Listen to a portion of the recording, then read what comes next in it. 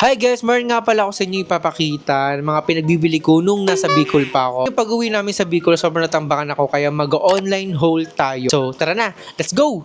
So ito yung unang parcel na ipapakita ko sa inyo pero no idea kung ano to kasi hindi ko na alam kung ano yung mga pinagbibili ko dito. May utot. Oh. Hindi ako. Ay, yung utot. Si ano ya, si Chuchu. So nahihirapan ako Ay, alam ko na ito yung yung binili ko guys sa Orange Up ST Cleanse. Sobrang effective nito. So ito yung nabili ko guys sa Orange Up din. Ito yung laundry bag. Bagay na bagay siya sa kwarto na design na gusto ko. Ito naman guys yung nabili ko sa Black Up, yung Envy. Makikita nyo to pag na-review ko na to.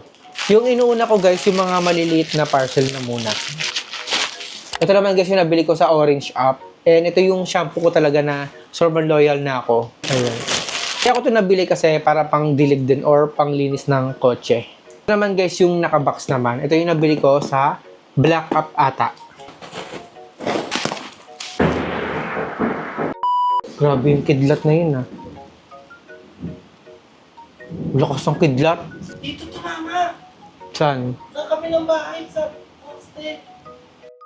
So ito naman guys yung nabili kong lotion sa Black Up ata to. Buy one take one na siya. And gustong gusto ko tong lotion na to kasi sobrang hindi siya malagkit sa balat. Ito yung unang-una ko talagang binili. Yung magiging itsura nito guys, itong ilaw na to.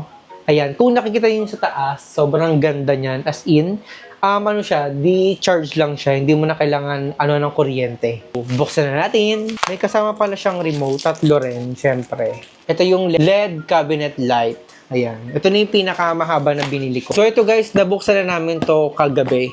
Yung pagdating namin dito ng Cavite, kahit pagod sa biyahe, binuksan kagad namin kasi sobrang, ito yung hinihintay talaga namin na sobrang tagal na. Projector na nabili namin kasi paggabi, medyo boring dito kasi walang TV. And kaya bumili kami nito para may mapanood kami tuwing gabi.